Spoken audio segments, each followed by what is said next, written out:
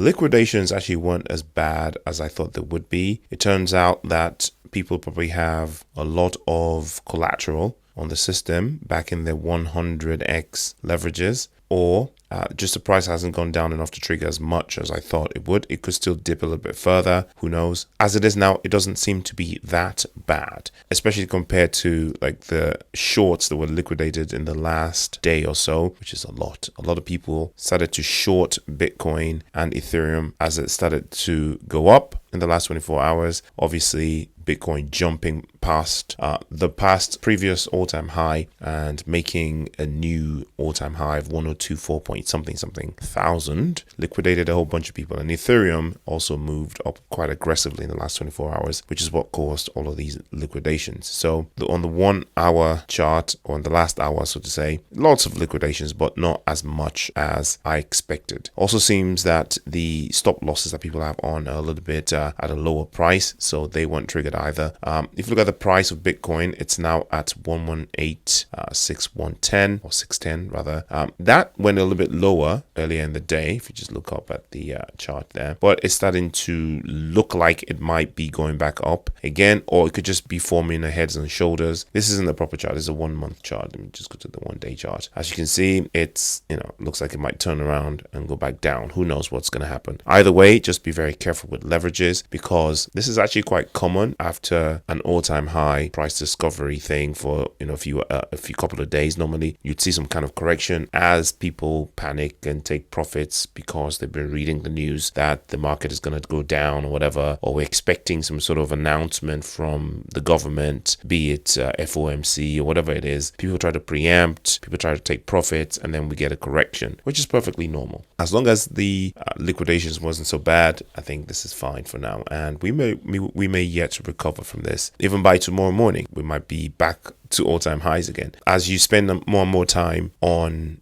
looking at cryptocurrencies, you get used to these things, right? XRP also down about 8% earlier today. It's bounced back to about 6% negative. But again, it's just doing what Bitcoin was doing. Let me just compare the two graphs. You can see there, even though XRP's response was a little bit more magnified than Bitcoin's, it's pretty much mirroring it exactly, including the apparent recovery here. So nothing to worry about. Liquidations in XRP almost non-existent compared to even Solana and others. So shout out to the XRP army being very careful with their leverages and not being as silly as the others. Now, in the meantime, good news for XRP holders. I kind of mentioned this on one of my walking videos, but I thought I'll talk a little bit more about it and why this is happening and why we're going to see it on more and more exchanges going forward. So Crypto.com, one of the largest centralized exchanges in the world, not to be compared or confused with their Crypto.com wallet, which is a decentralized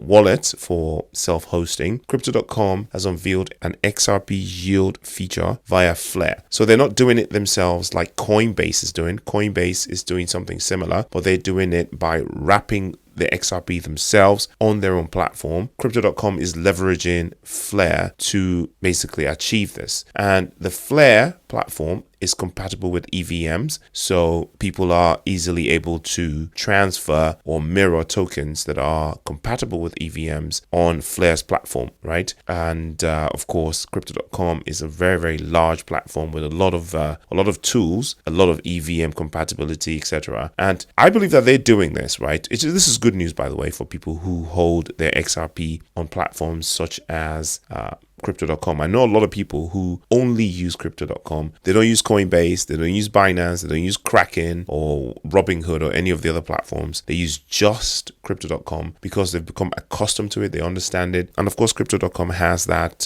very user-friendly phone app that a lot of people use. So a lot of people just stick with what they know, right? It feels to them like a wallet, even though, because it's sitting on their phone, just like the MetaMask app. It looks the same as a Trust Wallet app or what have you. So they think that they're self-hosting it. Or some people just know it's centralized, but they like it.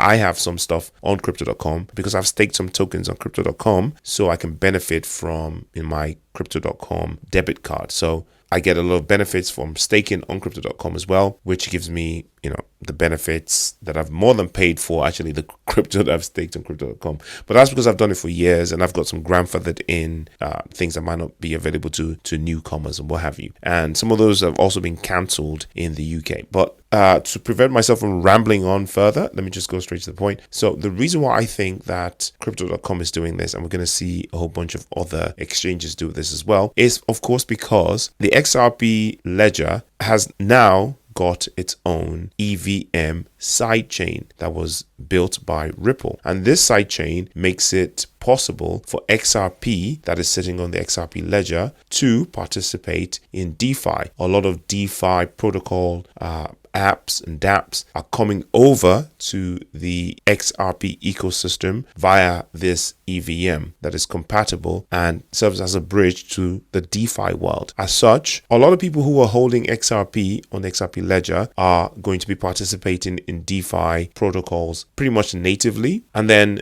the others are going to be using things like Flare from their own self-hosted wallet, like the Zoom wallet, for instance, right? And when this starts to happen and passive income is, showing up in the wallets of people who are holding XRP either natively on the XRP ledger via one of these wallets or, doing something with Flare, what have you, people are going to start taking their money off of crypto.com and putting them on their own wallet so they can participate in DeFi. Crypto.com, of course, has a lot of people holding XRP on their platform, and they don't want to lose that customer base. They don't want you moving their tokens away from crypto.com into your own wallet or what have you. So they're providing you with this avenue to also earn via Flare on their platform. So now you don't have to move your XRP from crypto.com. From their point of view, of course, there's some reasons why you might want to move it. But now, if it's just been sitting there in crypto.com, you don't have to move it to your own wallet or what have you. You can just leave it there and now also participate in yields. Now, it's still up for